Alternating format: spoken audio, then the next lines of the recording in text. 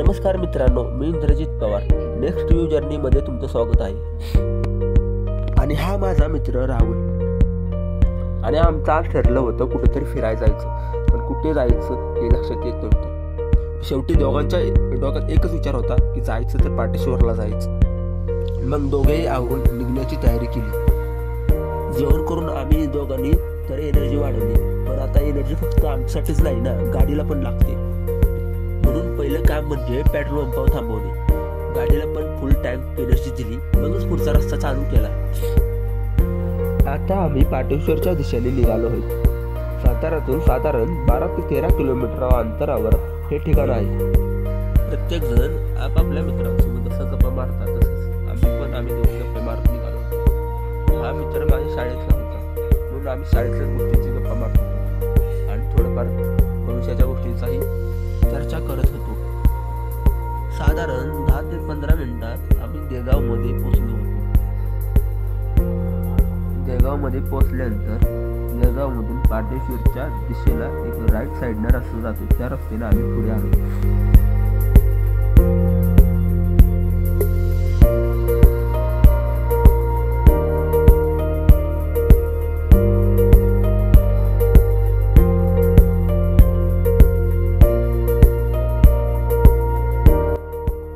आता घाट चालू झाला आहे.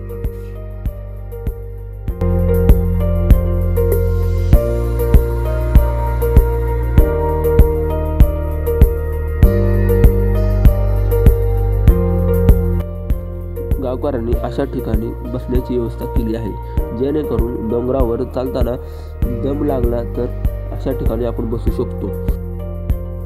थोडा आजूबाजूचा एरिया पाहत आम्ही घाट चढत आहोत. फायनली आम्ही दोघे गप्पा मारत हा खडतर घाट पार करत शेवटी पाटेश्वरच्या पार्किंग बेस पाशी पोहोचलो आहोत.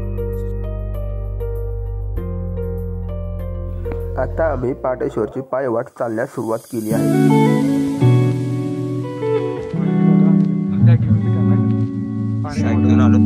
पाण्याची बॉटल लक्ष पाण्याची बॉटल लागते.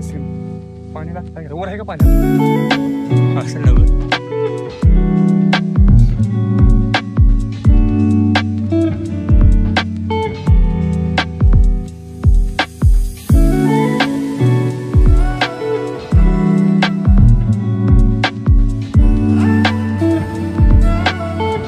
जाताना आम्हाला एक गणपतीचं मंदिर भेटलं आणि हे मंदिर गणपती आणि कार्तिकेचं आहे. इथून दर्शन घेऊन आम्ही पुढे निघालो.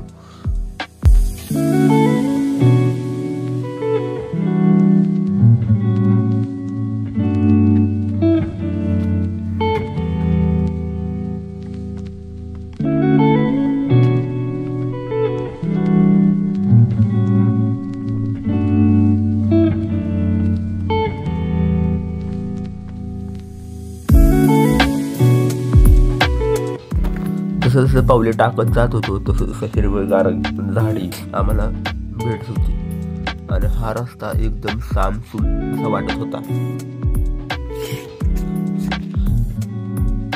हळूहळू आम्ही थोडे पावलं टाकत चालत होतो.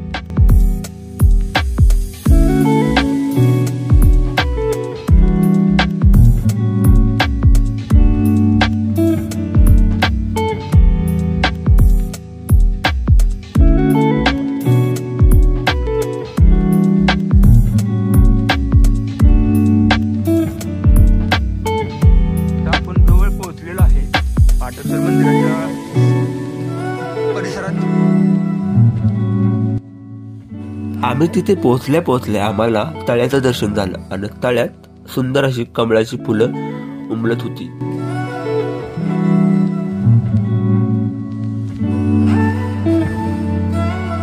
ह्या तळ्याचं वैशिष्ट्य म्हणजे हे तळ 12 महिने एवढंच पाणी असतं.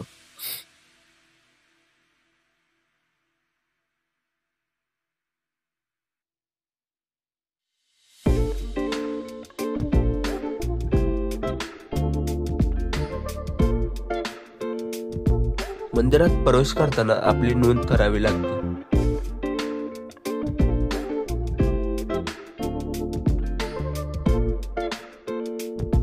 आम्ही आता थोडं पुढे आलो आणि मुख्य मंदिराच्या पायऱ्या चढायला लागलो होतो.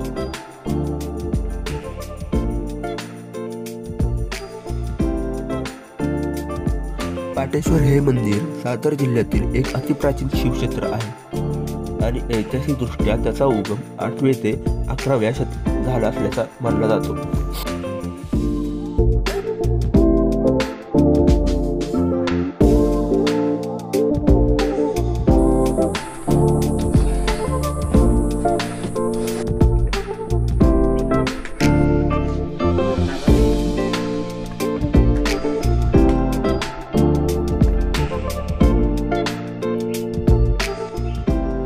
हे ते एकूण 108 शिवलिंगे आहेत आणि जी विविध गुहांमध्ये आणि परिसरामध्ये पसरलेली आहेत.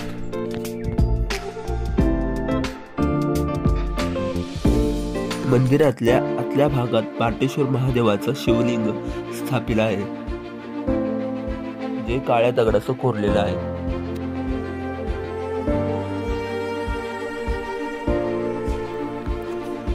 गर्भगृहाभोवती दगडाची भिंत आहे. ही भिंत काळ्या दगडातून बांधलेली आहे, त्याला बेसाल्ट रॉक असे म्हणतात. ही दगडाची तुकड्याने कोरून आणि एकमेकांना जुळून बसवलेले आहे. इथे कुठे सिमेंटचा वापर केला नाही. मंदिराच्या परिसरात असे काही शिवलिंग सापडतात. गर्भगृहासमोरच एक सुंदर अशी नंदी मूर्ती आहे, जी एकाच दगडातून कोरलेली आहे. मंदिराचा परिसर एकदम शांतमय वातावरण आहे.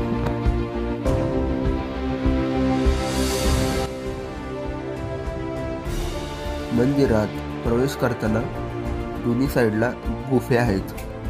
एका साईडला एक भलं मोठं असं शिवलिंग आहे.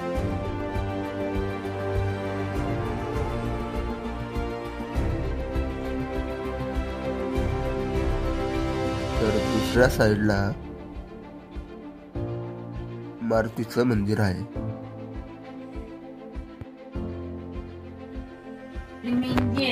आता आम्ही मंदिराच्या दुसऱ्या बाजूला निघालो आहेत.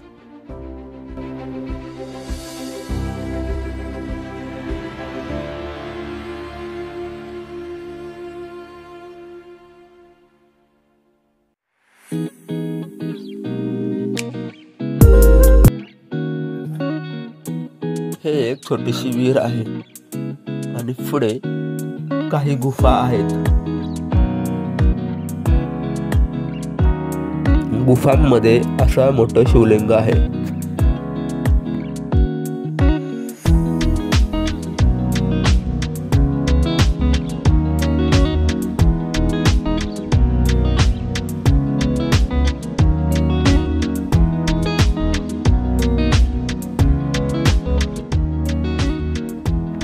काही मंदिरे बघून तसंच आम्ही पुढच्या मंदिरांच्या दिशेने निघालो.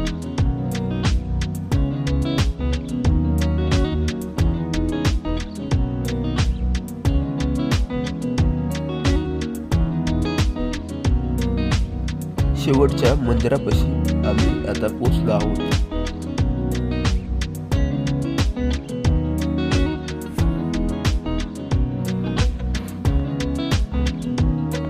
इथेही नंदी महाराज बसले आहेत, म्हणजे पुढे आता शिवलिंग आहे.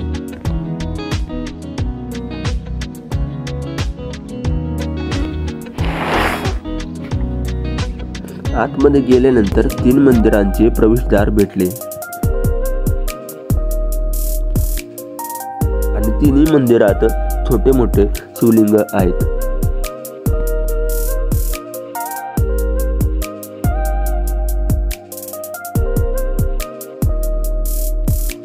गर्भगृहात प्रवेश करतानाच मला खारुताईचे दर्शन झाले. ती तिच्या घरी जात होती, मग तिला मी हाय बाय केलं आणि मग मी गाभाऱ्यात प्रवेश केला. गाभाऱ्यात जातानाच असे 4 खांब भेटले आणि 4 खांबांच्या मध्ये असं भलं मोठं शिवलिंग. शिवलिंगच्या आसपासात काही छोटे मोठे कोरीव काम होते आणि त्या कोरीव काममध्ये काही मूर्त्या पण केल्या होत्या.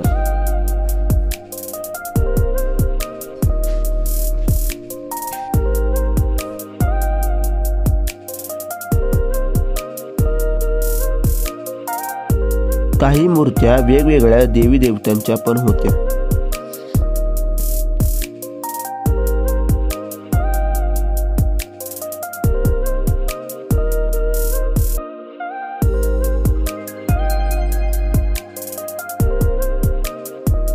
दुसऱ्या गर्भगृहात पण असे काही छोटे मोठे शिवलिंग होते.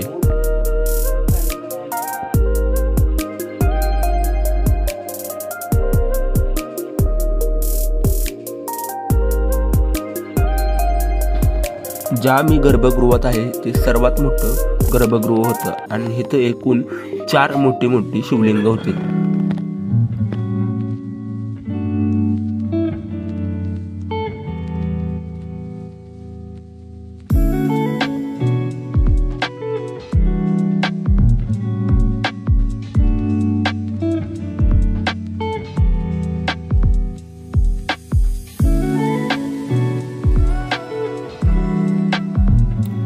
मंदिराच्या बाहेर आलो आणि काही फोटो क्लिक केले.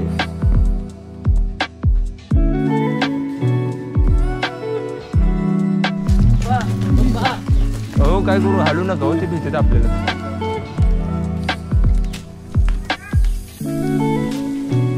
शेवटी घरी जाताना आमच्या सोबत एक प्रँक झाला. आता यो बघा पहिल्यांदा